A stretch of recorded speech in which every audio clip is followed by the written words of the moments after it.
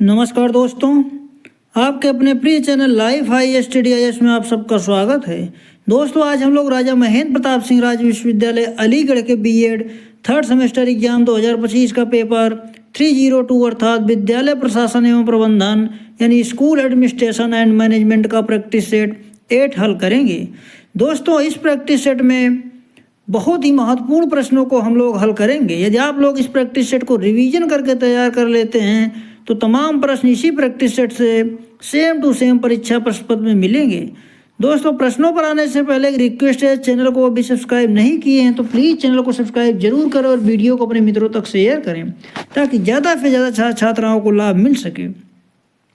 पहला प्रश्न है, विद्यालय प्रबंधन को प्रभावी बनाने में प्रमुख समस्या है। ऑप्शन ए कम साक्षरता दर, ऑप्शन बी छोड़ने की उच्च दर, ऑप्शन सी कमजोर प्रबंधन, ऑप्शन डी इनमें से कोई नहीं। इसका सही जवाब हो जाएगा ऑप्शन सी कमजोर प्रबंधन। अगला प्रश्न है, प्रभावी विद्यालय प्रबंधन के लिए एक सफल मापदंड है। इसका सही जवाब हो जाएगा ऑप्शन बी प्रदर्शन सुधारना। अगला प्रश्न है, प्रधानाचार्य की मुख्य जिम्मेदारी है। इसका सही जवाब हो जाएगा ऑप्शन ए निर्देशात्मक योजना में नेतृत्व प्रदान करना। अगला प्रश्न है, शैक्षिक प्रशासन और प्रबंधन का कार्य है। इसका सही जवाब हो जाएगा ऑप्शन ए निर्देशात्मक कार्य, ऑप्शन बी गैर निर्देशात्मक कार्य, ऑप्शन सी ए तथा बी दोनों। इसका सही जवाब हो जाएगा ऑप्शन सी ए तथा बी दोनों। अगला प्रश्न है, एक कार्यक्रम के सभी तत्वों के बीच सद्भाव लाने के लिए आवश्यक है। इसका सही जवाब हो जाएगा ऑप्शन ए समन्वय। अगला प्रश्न है, विद्यालय प्रशासन का स्तर किसके माध्यम से आंका जा सकता है। इसका सही जवाब हो जाएगा ऑप्शन ए अधिगम का परिणाम। अगला प्रश्न है, बजट किसका अनुमान है। इसका सही जवाब हो जाएगा ऑप्शन ए आय और व्यय। अगला प्रश्न है, लोकतांत्रिक प्रशासन किस पर आधारित है। इसका सही जवाब हो जाएगा ऑप्शन ए आपसी सहभाजन। अगला प्रश्न है, गैर विकास बजट में शामिल है। इसका सही जवाब हो जाएगा ऑप्शन ए भवनों का रखरखाव, ऑप्शन बी वेतन, ऑप्शन सी चालू खर्चे, ऑप्शन डी उपयुक्त सभी। इसका सही जवाब हो जाएगा ऑप्शन डी उपयुक्त सभी। अगला प्रश्न है, अनुशंसित अभ्यास से पता चलता है कि निम्नलिखित में से किसे पाठ्यक्रम से संबंधित निर्णय लेने की प्रक्रिया में शामिल किया जाना चाहिए। 1 पाठ्यक्रम विशेषज्ञ, 2 शिक्षा बोर्ड, 3 पेशेवर स्टाफ, 4 माता पिता और छात्र। इसका सही जवाब हो जाएगा ऑप्शन डी 1 2 3 4 यानी सभी सही हैं। अगला प्रश्न है, नेता सबसे अधिक आश्वस्त हो सकता है कि एक समूह अच्छी तरह से काम कर रहा है जब। इसका सही जवाब हो जाएगा ऑप्शन सी प्रतिभागी एक दूसरे के साथ खुले आधार पर बातचीत कर रहे हैं। अगला प्रश्न है, छात्र शिक्षक की शिक्षा में देखरेख या सहयोग करने वाले शिक्षक की प्राथमिक भूमिका सबसे उपयुक्त रूप में वर्णित है। इसका सही जवाब हो जाएगा ऑप्शन बी छात्र शिक्षक द्वारा लागू किए जाने वाले शैक्षिक दर्शन का निर्धारण करना।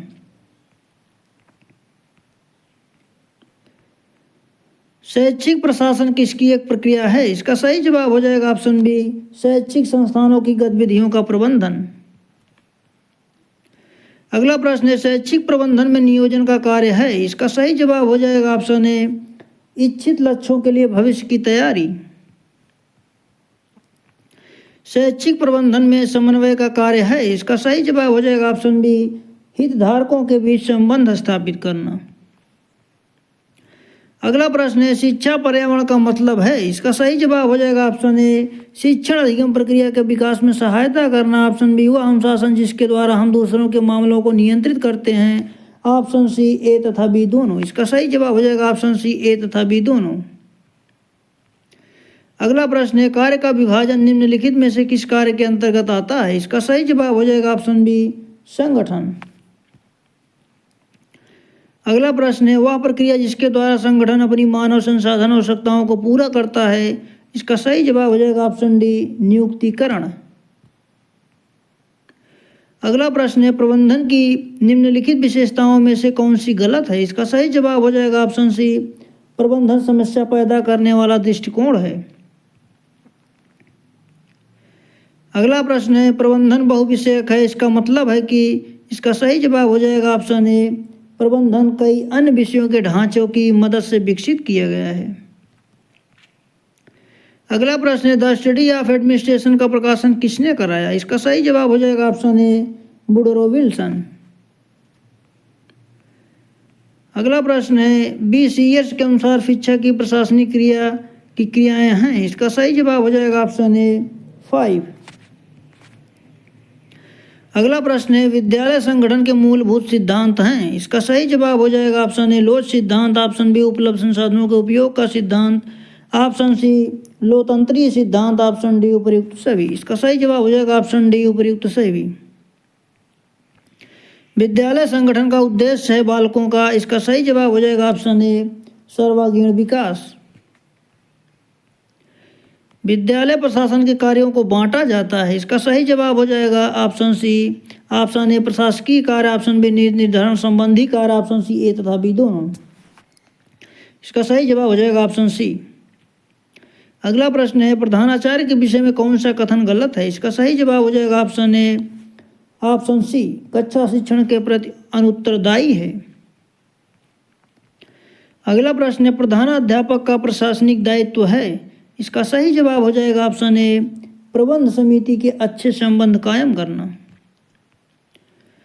अगला प्रश्न है, प्रधानाध्यापक का कार्य है। इसका सही जवाब हो जाएगा ऑप्शन ए, नियोजन, ऑप्शन बी शिक्षण कार्य, ऑप्शन सी अनुशासन स्थापना, ऑप्शन डी उपर्युक्त सभी। इसका सही जवाब हो जाएगा ऑप्शन डी उपर्युक्त सभी। अगला प्रश्न है, प्रधानाध्यापक के पर निरीक्षण कार्य में सम्मिलित है। इसका सही जवाब हो जाएगा ऑप्शन ए, शिक्षण कार्य का निरीक्षण, ऑप्शन बी कार्यालय कार्य का निरीक्षण, ऑप्शन सी मूल्यांकन, ऑप्शन डी उपर्युक्त सभी। इसका सही जवाब हो जाएगा ऑप्शन डी उपर्युक्त सभी। अगला प्रश्न है, प्रधानाध्यापक के गुण हैं। इसका सही जवाब हो जाएगा ऑप्शन सी, ऑप्शन ए नेतृत्व क्षमता, ऑप्शन बी व्यवहार कुशल, ऑप्शन सी ए तथा बी दोनों। इसका सही जवाब हो जाएगा ऑप्शन सी ए तथा बी दोनों। प्रधानाध्यापक में कौन से गुण होने चाहिए? इसका सही जवाब हो जाएगा ऑप्शन ए, व्यक्तित्व गुण, ऑप्शन बी व्यवसायिक गुण, ऑप्शन सी ए तथा बी दोनों। इसका सही जवाब हो जाएगा ऑप्शन सी ए तथा बी दोनों। अगला प्रश्न है, अध्यापक राष्ट्र का भाग्य निर्णायक होता है या कथन है? इसका सही जवाब हो जाएगा ऑप्शन ए, हुमायूं कबीर का। शिक्षा के व्यवसायिक गुणों में शामिल है। इसका सही जवाब हो जाएगा ऑप्शन ए, व्यवसायिक परीक्षण, ऑप्शन बी व्यवसायिक निष्ठा, ऑप्शन सी जीवन शक्ति, ऑप्शन डी ए तथा बी दोनों। इसका सही जवाब हो जाएगा ऑप्शन डी ए तथा बी दोनों। अगला प्रश्न, छात्रों के वर्गीकरण के आधार हैं। इसका सही जवाब हो जाएगा ऑप्शन ए, मानसिक आयु, ऑप्शन बी रुचि, ऑप्शन सी कालानुसार आयु, ऑप्शन डी उपर्युक्त सभी। इसका सही जवाब हो जाएगा ऑप्शन डी उपर्युक्त सभी। अगला प्रश्न है, छात्रों के वर्गीकरण के आधार हैं। इसका सही जवाब हो जाएगा ऑप्शन ए, मानसिक आयु, ऑप्शन बी रुचि, ऑप्शन सी कालानुसार आयु, ऑप्शन डी उपर्युक्त सभी। इसका सही जवाब हो जाएगा ऑप्शन डी उपर्युक्त सभी। शिक्षक की जवाबदेही पर किसने बल दिया है? इसका सही जवाब हो जाएगा ऑप्शन सी, राष्ट्रीय शिक्षा नीति 1986। विद्यालय की स्थिति कैसे स्थान पर होनी चाहिए? इसका सही जवाब हो जाएगा ऑप्शन डी, ऐसा स्थान जहाँ की जलवायु व भूमि न तो अधिक शुष्क हो न नम। अगला प्रश्न है, कक्षा में सीटों की व्यवस्था की जा सकती है। इसका सही जवाब हो जाएगा ऑप्शन ए, क्षैतिज रूप में, ऑप्शन बी शीर्षात्मक रूप में, ऑप्शन डी अर्धगोलाकार ढंग से, ऑप्शन डी उपर्युक्त सभी। इसका सही जवाब हो जाएगा ऑप्शन डी उपर्युक्त सभी।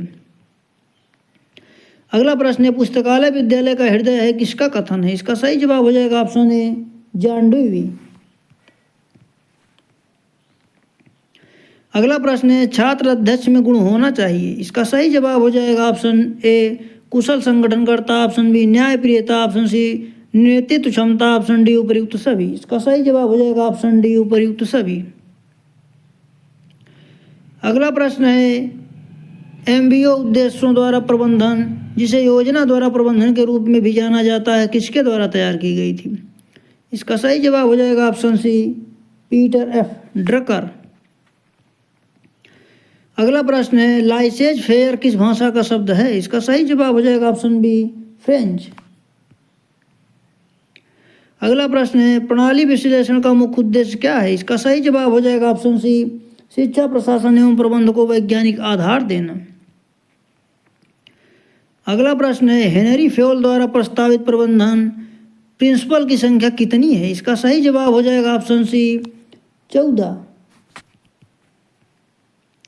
अगला प्रश्न है किसी भी नई रणनीति पर निर्णय लेने से पहले अपने संगठन की वर्तमान स्थिति का आकलन करने के लिए कौन सा विश्लेषण किया जाता है? इसका सही जवाब हो जाएगा ऑप्शन डी SWOT।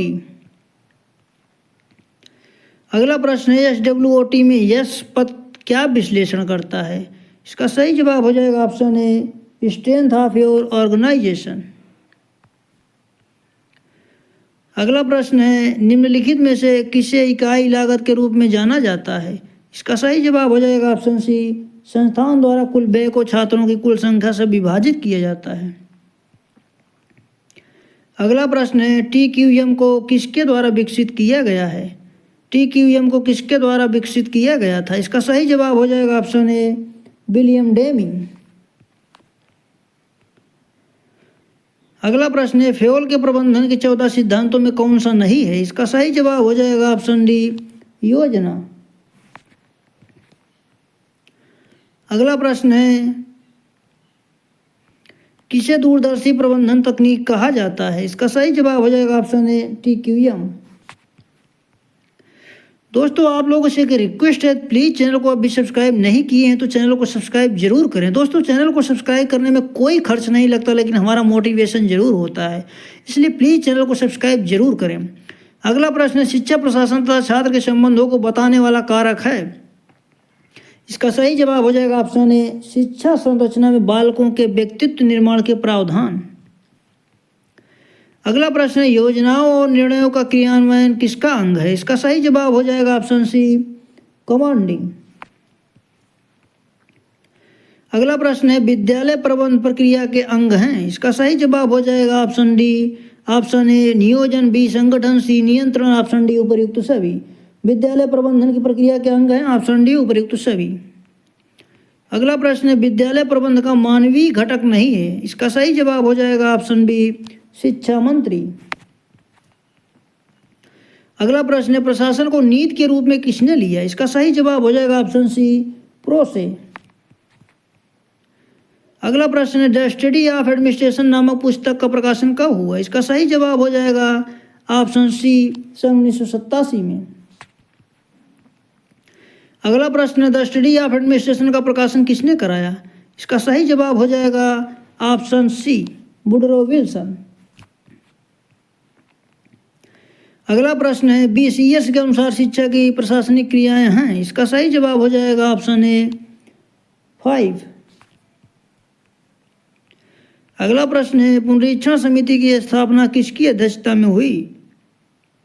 इसका सही जवाब हो जाएगा ऑप्शन बी ईश्वर भाई पटेल।